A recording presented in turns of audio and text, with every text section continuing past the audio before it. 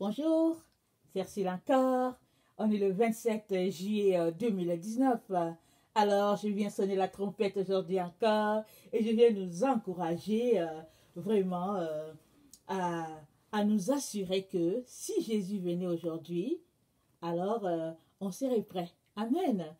Alors, c'est sûr que nul ne peut dire je suis prêt à 100%. Nul ne peut le dire.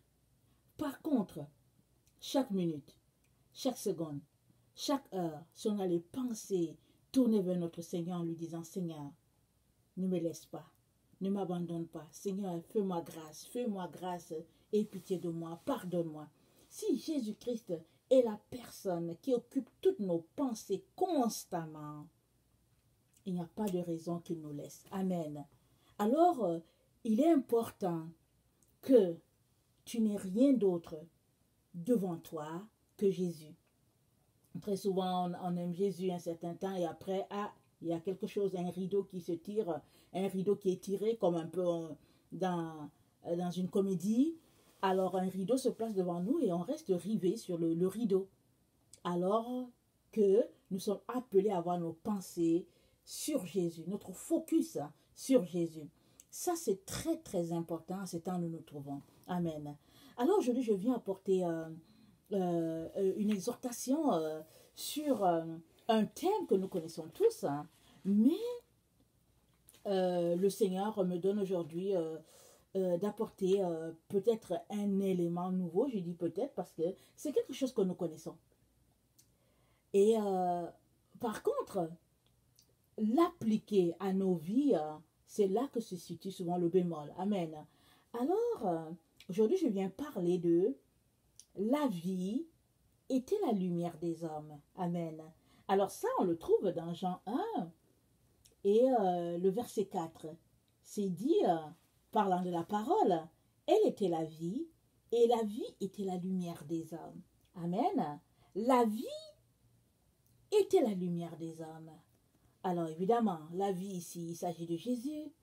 C'était la lumière des hommes. Alors c'est quoi la vie?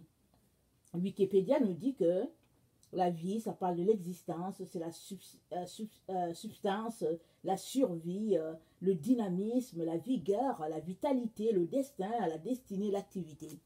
Alors ça c'est l'explication de Wikipédia.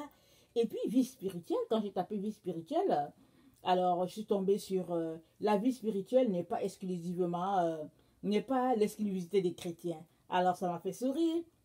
Alors pour moi ça m'a donné l'information que c'est parce que c'est l'exclusivité des enfants de Dieu que tout de suite, c'est parti. La vie spirituelle n'est pas l'exclusivité des chrétiens.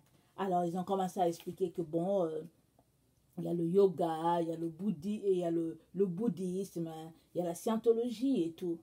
Alors, c'est un peu comme ça que Satan a trompé le monde et il a détourné l'attention de l'humanité vers des sciences religieuses, faisant croire aux gens que alors on pouvait trouver le chemin de la vie à travers toutes ces personnes-là qui sont devenues des dieux. Amen. Mais en réalité, pardon, la vie, elle n'est que en Jésus-Christ, pardon. Alors la vie, elle n'est que en Jésus.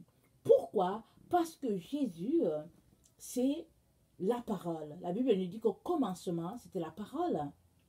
Et la parole était avec Dieu. Donc la parole, dans la bouche de Dieu, quand on parle, elle sort de notre bouche. Donc cette parole-là était avec Dieu. Et cette parole, elle était tout simplement Dieu. Amen. Et donc, toutes choses ont été faites par la parole. On le sait, que la lumière soit et que la lumière fut. Mais avant que la lumière soit et que la lumière fut, Dieu a déjà créé d'autres luminaires, des astres. Il a créé, en tout cas, il a créé plusieurs mondes. Les gens disent que bon, il y a telle planète à tel endroit. Ils regardent tout ça à travers leur télescope et comme ça, ils voient la grandeur de ce Dieu-là. Amen. Mais Dieu, dont la parole dont a été faite chair. Elle est venue, elle a habité parmi nous, ça la Bible nous le dit, on le connaît très bien. Maintenant, la Bible nous dit, cette parole-là était la vie. Et cette vie-là, c'est la lumière des hommes. Alors, à quoi sert la lumière? La lumière, ça sert à nous éclairer. Alors, quand on est dans l'obscurité, et quand on voit un seul phare, on se dit, ça c'est soit un vélo ou une moto. Alors, si on entend le moteur, on se dit, bon, c'est une moto. Si on n'entend pas le moteur, on se dit, c'est un vélo. Mais, quand ce moteur approche de nous et qu'on se rend compte que, oh, c'est une voiture, on se dit, tiens, ah, la voiture a perdu son phare. L'autre phare, ce qui fait que la voiture roule avec un phare et on a l'impression que c'est une moto alors que c'est une voiture. Et très très souvent, une telle voiture peut causer beaucoup d'accidents. Parce qu'on connaît la dimension d'une moto et la dimension d'une voiture. Très très souvent, quand une voiture a un seul phare et que c'est dans la nuit, ça peut nous induire en erreur et puis on peut faire des accidents, surtout si cette voiture vient en face de nous. Amen. Alors, la Bible nous dit donc que la vie était la lumière des hommes. Donc cette vie-là, c'est elle qui nous éclaire. Alors, est-ce à dire que ceux qui n'ont pas cette vie-là en eux n'est pas éclairé? Est-ce à dire ça? Maintenant, regardons un peu ce que la Bible nous dit en ce qui concerne la vie. Alors, Ecclésiaste 3, le verset 11, on connaît aussi très bien ce verset, nous donne une information qu'il est important de considérer. Alors, Ecclésiaste 3, le verset 11, je vais le lire. Excusez-moi.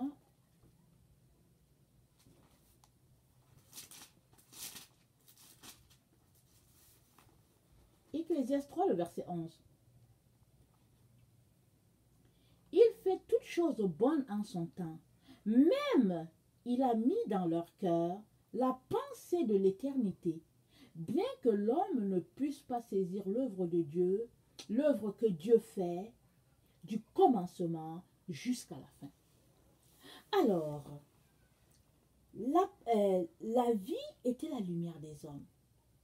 Et on lit que Dieu a mis dans chaque humain la pensée de l'éternité. Amen. Alors, qu'est-ce que ce passage est en train de nous dire? Ce passage est en train de nous dire que si tu es quelqu'un qui est là, en train de te dire, est-ce que Dieu existe? Après la mort, où est-ce que je m'en vais? Exemple. Ma vie est-elle finie ainsi? Ou bien est-ce qu'il y a quelque chose quand j'aurai traversé ce monde? Et quel sera mon avenir? De quoi est fait mon avenir? Alors, quand on se met à se poser toutes ces questions-là, la Bible nous dit que c'est la pensée de l'éternité. L'éternité, c'est l'infini, n'est-ce pas? Alors, Dieu a mis en l'homme la pensée de l'infini. Alors, c'est cette vie-là qui est en nous, qui fait que nous intéressons à l'éternité.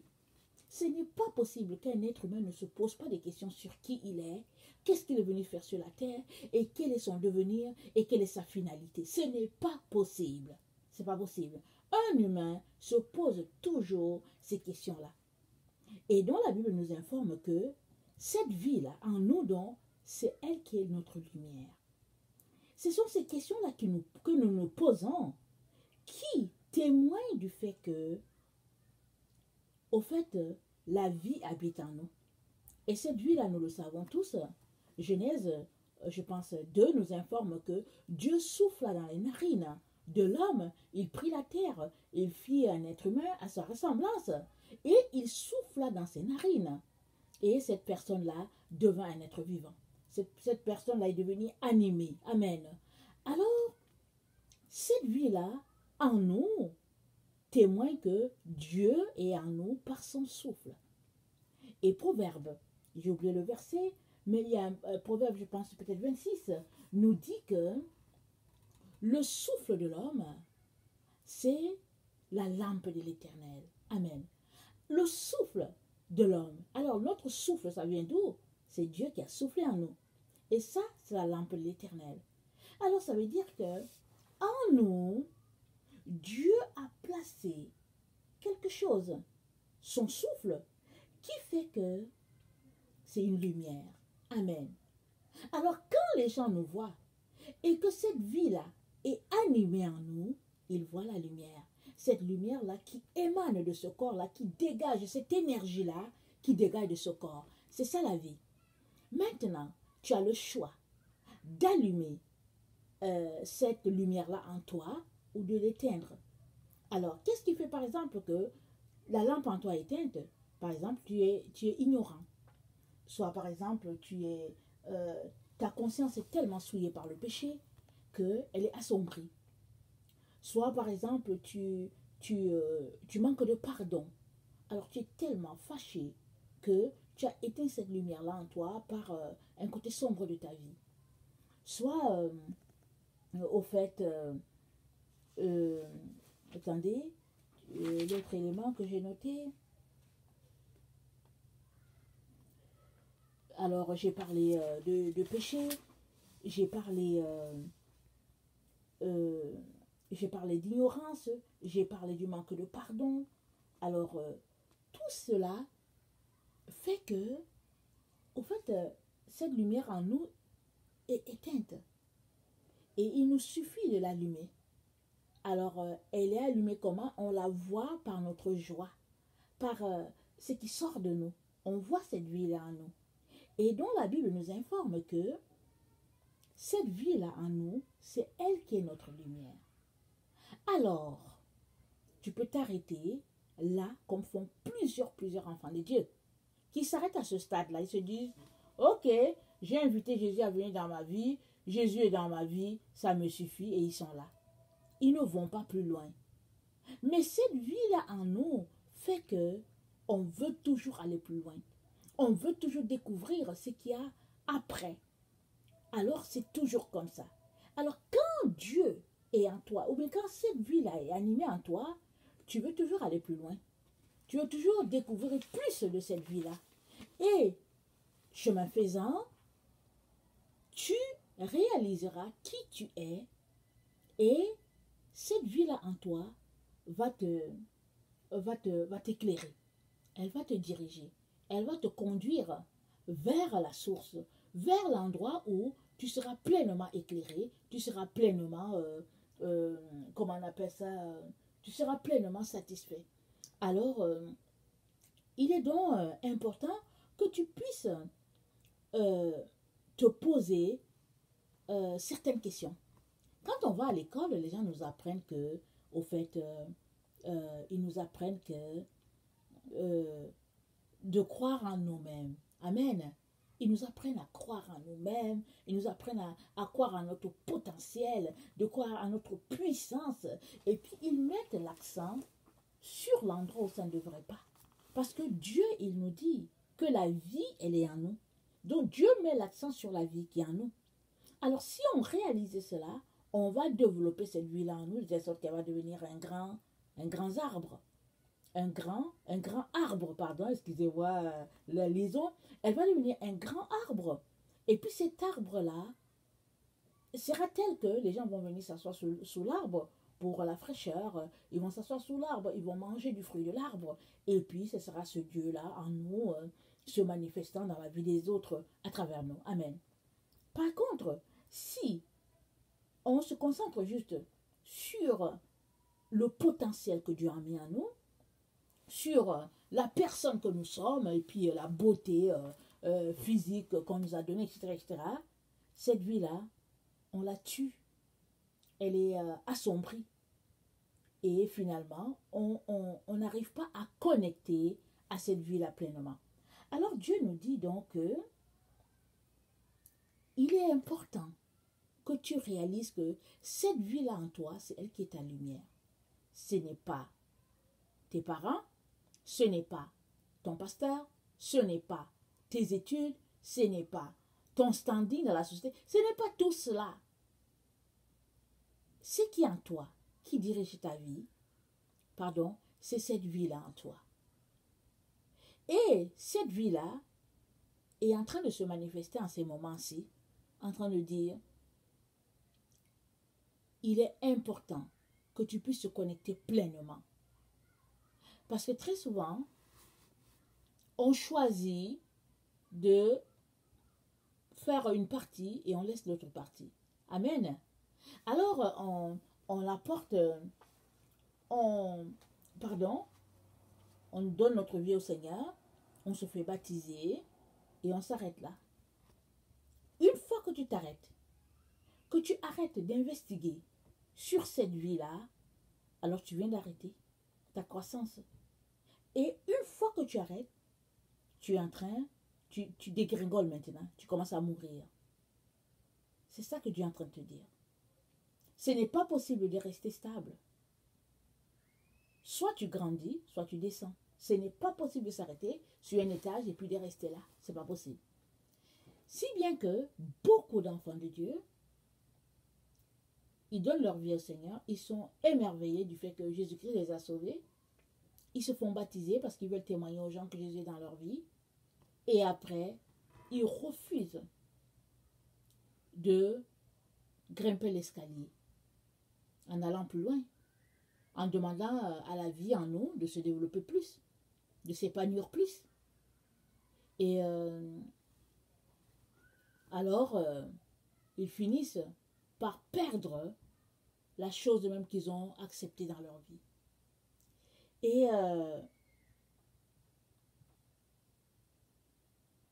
la vie, pour qu'elle puisse rester animée en nous, elle a besoin d'être entretenue.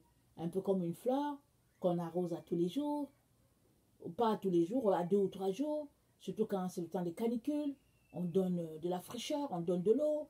Alors on soutient la plante parce qu'on veut qu'elle grandisse, on veut qu'elle s'épanouisse. Alors la vie en nous, c'est comme ça. Et comment la faisons-nous grandir? En lisant la parole de Dieu, en priant, en intercédant et en développant cette intimité avec le Seigneur, en lui parlant, en observant des moments de silence. Parce que quand on vient dans un temps de silence devant notre Dieu, c'est les cœurs qui se parlent. Ton cœur parle au cœur de Dieu. Alors, c'est la télépathie. Et tu es là, tu es tout simplement bien d'être devant ton Père. Et s'il y a des obstacles comme des péchés, alors tu vas te repentir. Et tu es tout simplement bien dans sa présence. Alors, le Seigneur nous donne une information. J'aimerais qu'on lise Jean 5, le verset 25 à 26. Jean 5, 25 à 26. Ça dit ceci: en vérité, je vous le dis, l'heure vient, elle est déjà venue, où les morts entendront la voix du Fils de Dieu, et ceux qui l'auront entendu vivront. Amen. Le Seigneur nous informe que l'heure est déjà là, où les morts entendront la voix du Fils. Les morts, c'est qui? C'est tous ceux-là qui somnolent, tous ceux-là qui sont dans la séduction de ce monde, tous ceux-là, au fait, qui n'ont pas indice que Dieu existe en la personne de Jésus. Et Jésus-Christ nous informe que, en vérité, l'heure est déjà là où les morts sont en train de se réveiller par rapport à la vie.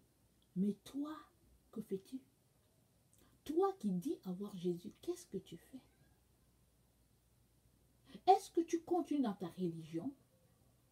Est-ce que tu continues dans tes pratiques de médiocrité en te trompant que tu as donné ta vie à Jésus il y a 20 ans, il y a 40 ans, je ne sais pas, et tu n'avances pas dans ce que Dieu te demande et tu es là, tu pratiques la religion. Il y a des personnes, ils vont toujours te dire que non, moi je suis au fait baptiste.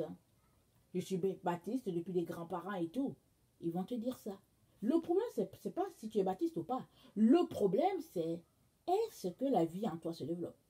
Les gens vont te dire que non, moi je suis de l'Alliance, chez nous de l'Alliance, nous sommes de A.B. Simpson. Ils te racontent A.B. Simpson de A à Z, ils te montrent le livre de A.B. Simpson, ils racontent les prouesses de quelqu'un qui a marché devant Dieu, alors qu'eux-mêmes ne marchent pas devant Dieu.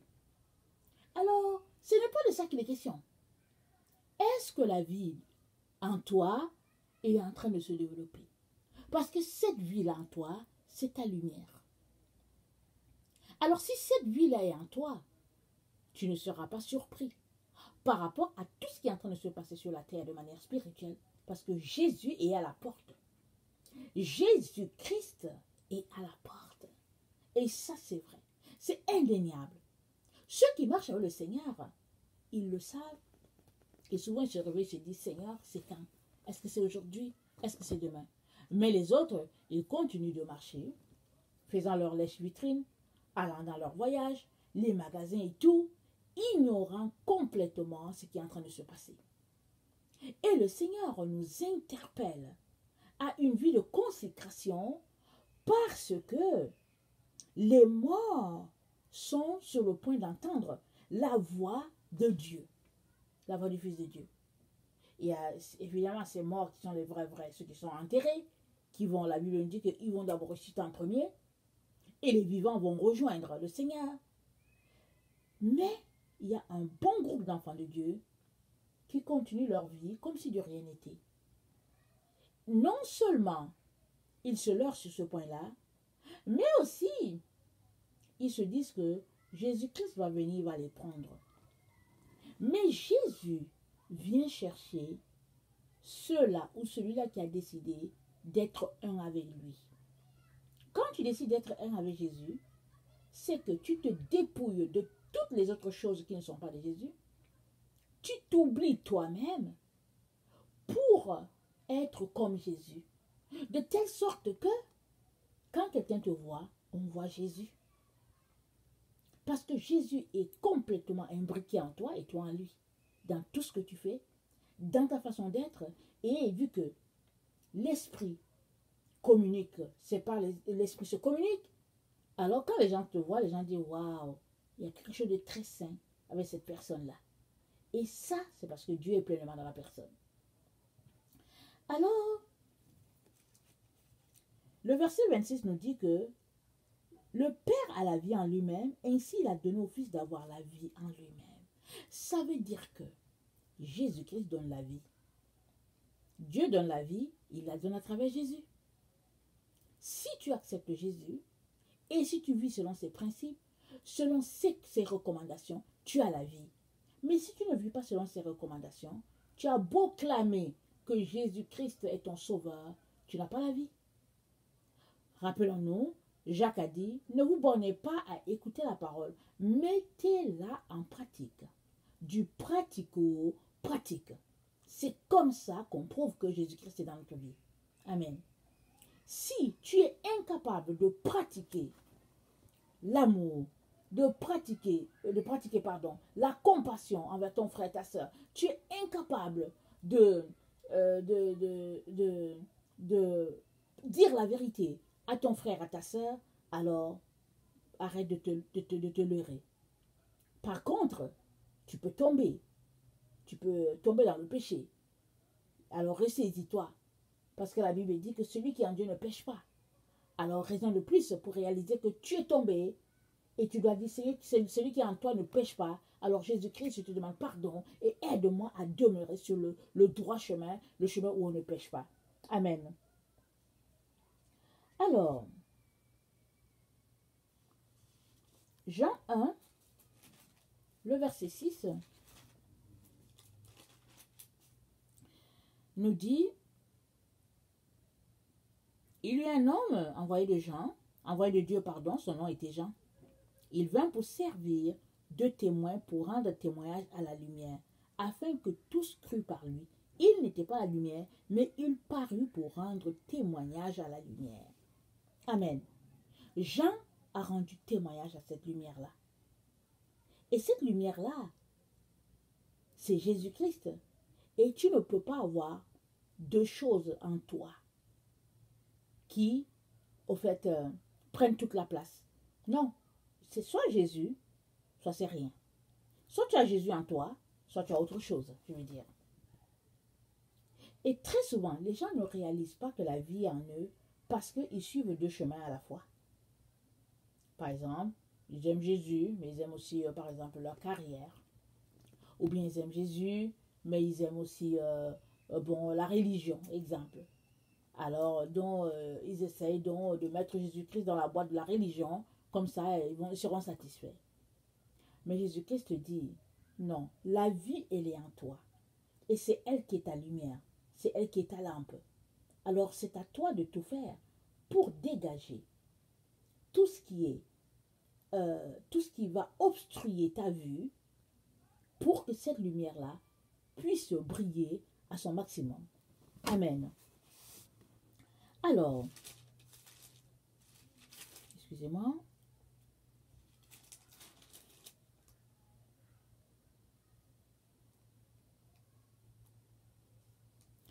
J'enseigne le verset, j'enseigne le verset 34 dit, pour moi, c'est Jésus qui parle, ce n'est pas d'un homme que je reçois le témoignage, mais je dis ceci afin que vous soyez sauvés. Jean était la lampe qui brûle et qui luit, et vous avez voulu vous réjouir une heure à sa lumière.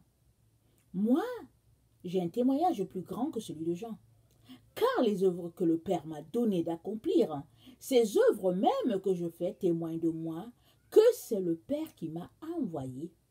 Et le Père qui m'a envoyé a rendu lui-même témoignage de moi. Vous n'avez jamais entendu sa voix, vous n'avez point vu sa face, et sa parole ne demeure point en vous parce que vous ne croyez pas à celui qui l'a envoyé. Vous sondez les Écritures parce que vous pensez avoir en elles la vie éternelle. Ce sont elles qui rendent témoignage de moi. Et vous ne voulez pas venir à moi pour avoir la vie. Je ne tire pas ma gloire des hommes, mais je sais que vous n'avez point en vous l'amour de Dieu. Je suis venu au nom de mon Père, et vous ne me recevez pas. Si un autre vient en son propre nom, vous le recevrez. Comment pouvez-vous croire, vous qui tirez votre gloire les uns des autres, et qui ne cherchez point la gloire qui vient de Dieu seul? Juste dans ce petit passage-là, on a déjà parlé 3 fois de tirer la gloire des hommes. Tirer la gloire des hommes. Alors ça, c'est notre problème dans notre siècle.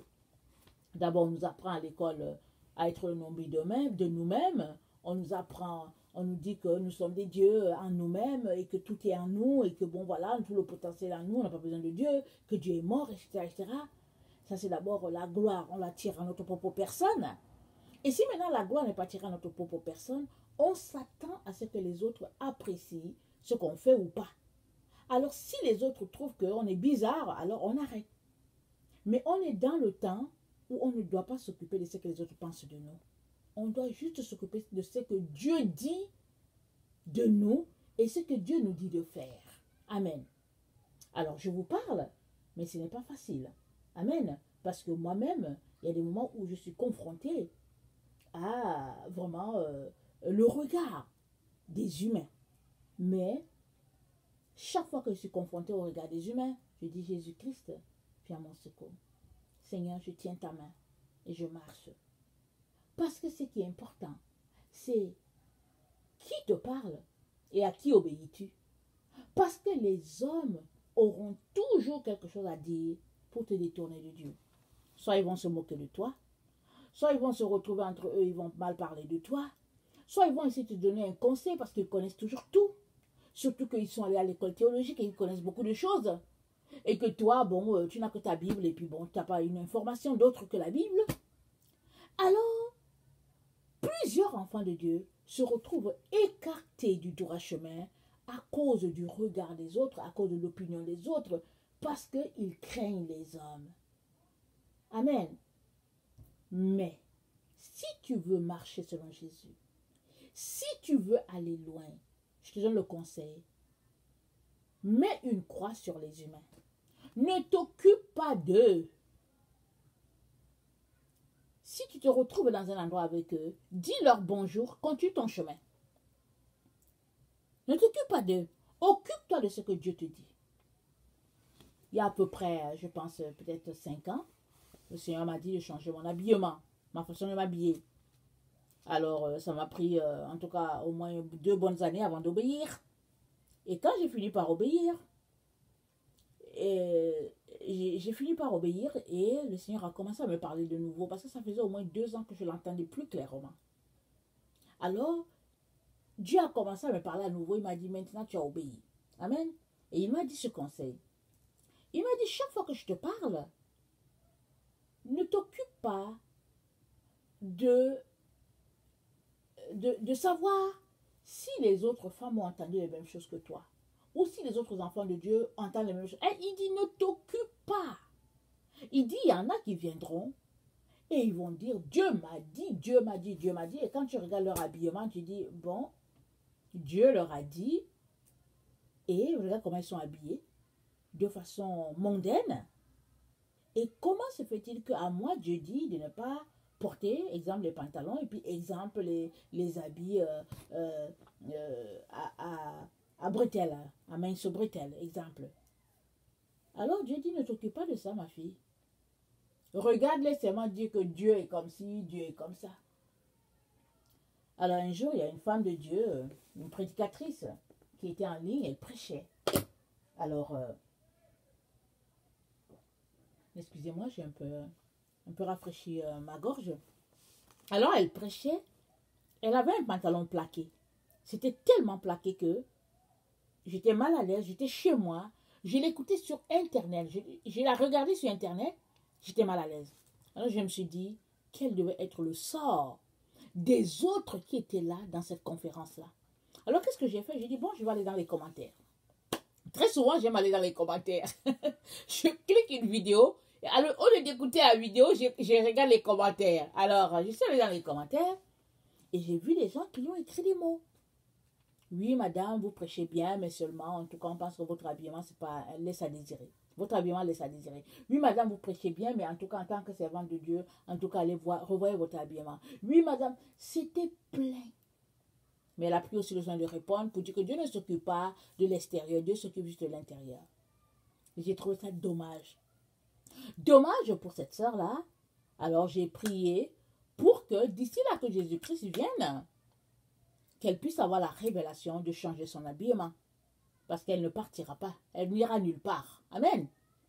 Et pendant que je vous parle, je vais encore prier pour elle. Quand je vais finir avec la vidéo, je vais encore prier pour elle afin que la révélation lui soit donnée, que la sanctification c'est dedans comme dehors. Et toi qui m'écoutes, il est très très important que tu saches que la vie de Dieu, c'est elle qui est ta lumière. Et cette vie-là, elle est en toi. Tu n'as pas besoin que moi, Ursule, je vienne te donner une directive. Parce que cette vie est déjà en toi. Donc tout ce que je suis en train de dire ici ne va confirmer que c'est que la vie qui est en toi dit. Si la vie qui est en toi n'est pas d'accord avec ce que je dis, alors ça veut dire que je suis tout simplement à côté. Mais je parle ici de la vie qui est Jésus. La vie de Dieu en toi.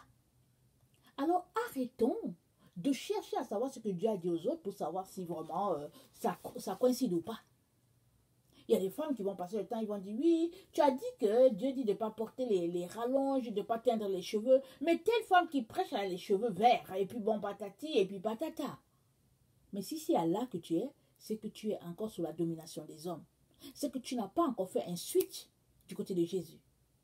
Parce que la vie de Jésus en toi, elle est telle que le Saint-Esprit est suffisant pour te diriger et pour te conduire. Et cette vie-là, c'est elle ta lumière. Je viens t'encourager à t'appuyer sur cette lumière-là, à tout faire pour connecter à cette lumière-là et suivre les conseils, les consignes de cette lumière-là et les directives de cette lumière. Parce que cette lumière te conduira devant le trône, jusqu'au devant le trône. Elle t'y conduira. Mais si tu te préoccupes de savoir si telle personne dit la vérité selon Dieu ou bien pas la vérité, si telle personne est habillée selon Dieu, et puis tu regardes, tu dis, oh non, mais il prêche tellement bien, le seul problème c'est que bon, son habillement laisse à désirer, mais ce n'est pas grave, etc., etc. Si tu cherches à justifier ton comportement par ce que les autres font, alors ils te conduiront droit en enfer. Droit en enfer. Ne t'occupe pas des gens. Occupe-toi de Dieu, de ce qu'il t'a dit. Prends ta Bible. Parle à cette lumière-là en toi. Elle est en toi. Elle t'éclairera. Amen. Alors vraiment, que le Seigneur vous bénisse, qu'il vous fortifie. Amen. Je viens t'encourager, toi qui m'écoutes, qui est en pleine recherche. Je viens t'inviter à chercher, à savoir si la lumière qui est en toi, elle est de Dieu ou pas. Et Dieu te dira que oui, il a placé son souffle en toi. Et que si tu veux vraiment savoir la vérité, il te dira que ce n'est pas Mahomet, ce n'est pas Bouddha, ce n'est pas Confucius, ce n'est pas ton argent, ce n'est pas tes diplômes qui te sauvera, mais c'est lui seul, Jésus-Christ en toi. Amen. Que le Seigneur vraiment te donne de saisir cela et d'appliquer ta vie à trouver cette vie-là en toi. Amen. Que le Seigneur vous bénisse. Je vous aime beaucoup et Dieu davantage. Maranatha. Merci.